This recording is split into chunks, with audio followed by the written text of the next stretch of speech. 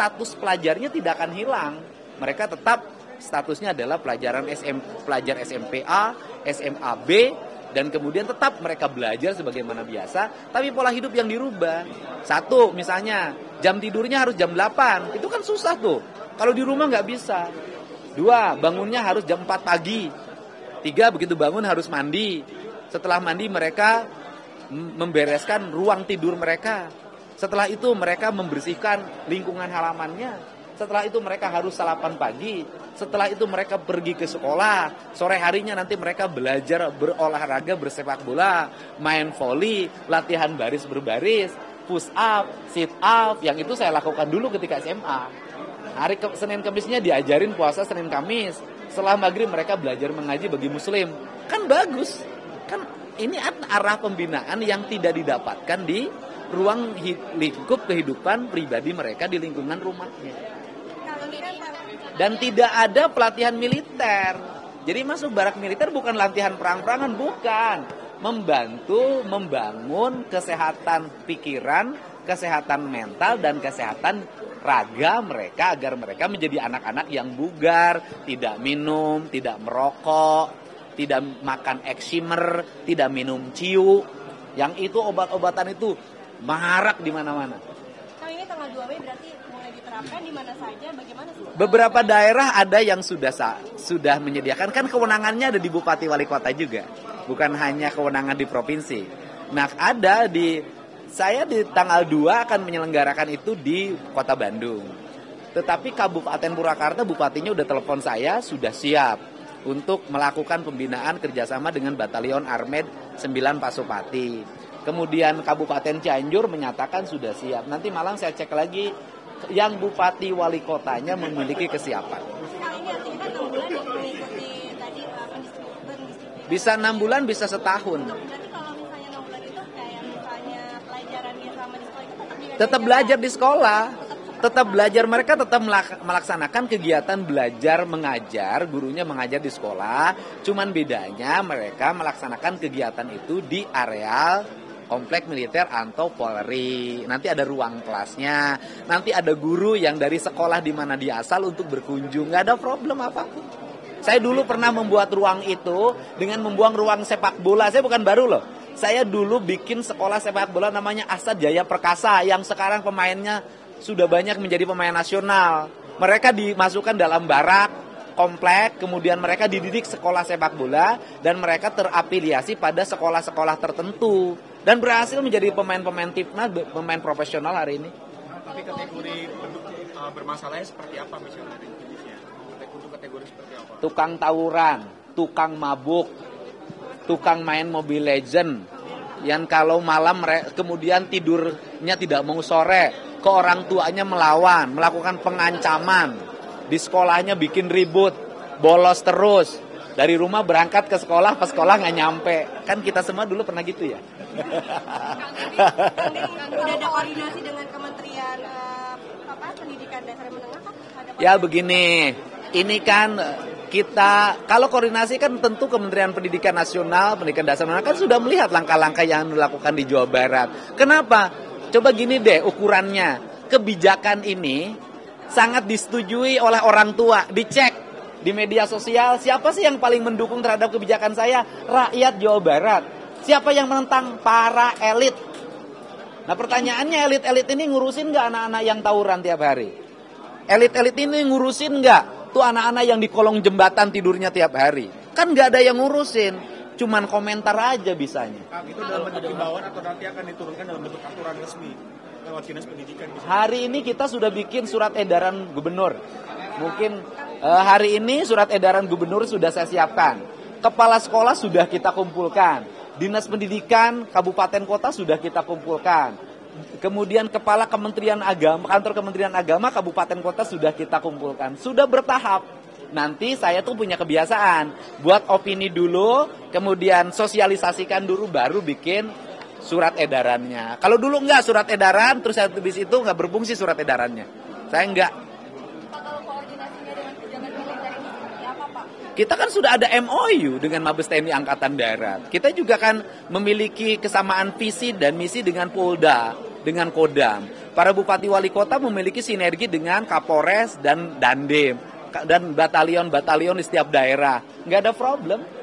Kang, ini terkait audit dana hibah, ini progresnya gimana Kang? Karena kan belakangan juga ya. Oke, dana hibah saya sudah identifikasi. Kemudian saya sudah pilah-pilah mana hibah mandatori, mana yang bukan mandatori. Mana yayasan yang kemudian mana hibah di bawah 100 juta, mana hibah di bawah 500 juta, mana hibah di atas 500 juta, mana hibah di atas 1 miliar, mana hibah di atas 5 miliar, mana hibah di atas 40 miliar. Saya sudah punya identifikasi itu.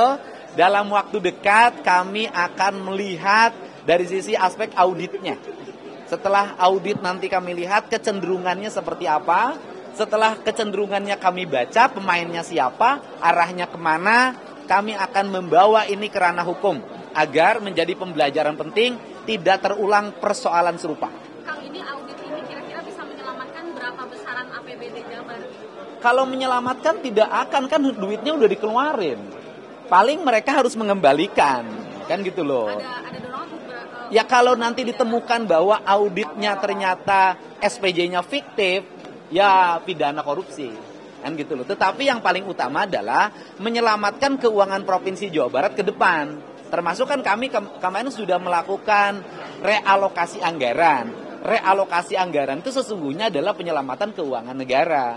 Melakukan penundaan terhadap belanja hibah yang kemarin pernah diramaikan itu, sesungguhnya kami lagi menyelamatkan keuangan itu agar belanja hibah ke depan tepat sasaran, tidak jatuhnya pada itu-itu juga, besarannya terukur, dan lembaga-lembaganya jangan sampai ada lembaga dadakan. Karena sistem menyimpannya bukan hanya di dana hibah, simpan menyimpannya itu ada dititipin di lembaga ini, ada dititipin di lembaga ini, ada dititipin di lembaga ini, lembaganya ada yang disimpan di lembaga yang berada di Provinsi Jawa Barat, ada yang di kabupaten kota. Dan kan saya sudah tahu alurnya ini semua, sehingga yang muncul ke permukaan itu adalah dorongan ketidakpuasan politik atas kebijakan-kebijakan yang saya buat, yang kebijakan itu sesungguhnya untuk menyelamatkan keuangan daerah Provinsi Jawa Barat agar melahirkan keuangan yang transparan, akuntabel, dan berkeadilan. Soal wacana RUU Ormas, ada tanggapan soal itu? Ya kalau RUU kan kewenangan pusat ya, kemudian kewenangan DPR, kewenangan pemerintah. Prinsip dasar bagi kita di Provinsi Jawa Barat adalah satu hal saja. Kita ingin daerah-daerah ini aman, tertib. Kita ingin orang berkumpul dan berserikat itu untuk mendorong pembangunan, membuat iklim investasi menjadi sehat, membuat iklim investasi menjadi kompetitif, dan melahirkan daya dukung terhadap sumber daya manusia, khususnya sumber daya manusia di Jawa Barat. Dan melahirkan orang-orang yang senang bekerja, bukan senang berkumpul saja, tidak mau bekerja. Ya. Bang Diri, Ya. soal wacana kebijakan soal larangan wisuda ini kan jadi sorotan. Kemudian tadi ditanggapi oleh Pak Mendikbud, itu kalau bisa ya dikembalikan saja kepada persetujuan orang tua dan wali. Begini, secara teori itu adalah tergantung kemampuan orang tua dan persetujuan orang tua. Kan orang jangan ngelihat ke atas, saya ini hidup bergaul dengan masyarakat dalam setiap hari.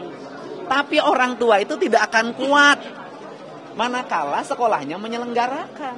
Anaknya nangis, anaknya ngambek, anaknya merasa di lingkungannya menjadi terpinggirkan sehingga orang tuanya terbebani. Akibat orang tuanya terbebani, pinjem bank emok, udah deh. Pinjem bank keliling, pinjem pinjol, angka kemiskinan di Jawa Barat akan semakin meningkat. Orang Jawa Barat itu per RT itu sudah ada kumpulan 10 orang, itu pengeluaran rentenir dan rata-rata dipakai biaya sekolah, studi tour, outing class, kredit motor gitu loh. Jadi bagi mereka yang hanya melihat di Jakarta, itu tidak akan pernah tahu kehidupan masyarakat yang real. Saya ini hidupnya di tengah-tengah masyarakat dan saya ini tiap hari itu nanganin orang yang numpuk di rumah saya, di rumah dinas. 100 orang mengadu hal yang sama.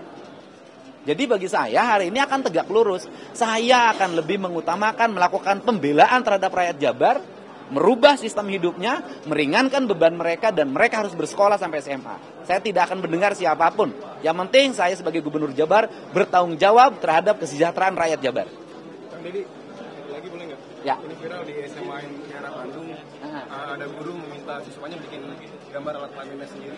Ya, kalau guru itu ada, ya kan, kalau guru itu ada, sebutin gurunya di mana, SMA mana, besok saya berhentikan. Ya. Ngecek langsung ya Bang? Iya, kita cek langsung. Pokoknya kita tidak akan ada toleransi guru-guru yang tidak mencerminkan spirit pendidikan. Kang, terkait pengaduan mantan pemain sirkus Oci Taman Safari gimana? Sudah tadi bertemu. Ya, hasilnya nanti saja lihat tayangannya di YouTube saya malam. Terima kasih. Ada nih soal Cirebon diusulkan sebagai daerah istimewa. Ada sudah dengar soal itu? Kenapa?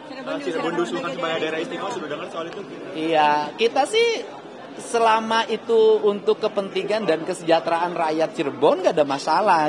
Kan seluruh rangkaian itu adalah bagian dari upaya kita menghargai culture atau kebudayaan, menghargai sejarah, dan menghargai masa depan. Saya sebagai gubernur akan mendorong siapapun, kelompok manapun yang memiliki cita-cita membangun keistimewaan setiap daerah. Ya. Ya.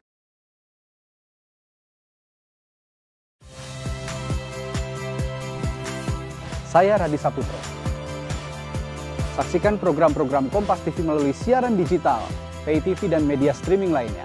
Kompas TV, independen, terpercaya.